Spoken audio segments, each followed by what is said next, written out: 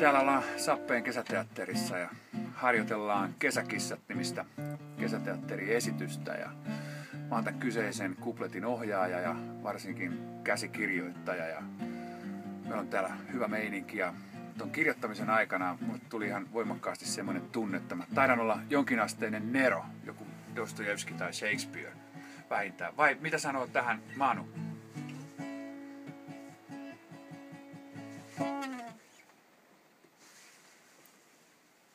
Manu ei sano mitään. Onneksi Jasu soittaa kitaraa tosi hienosti.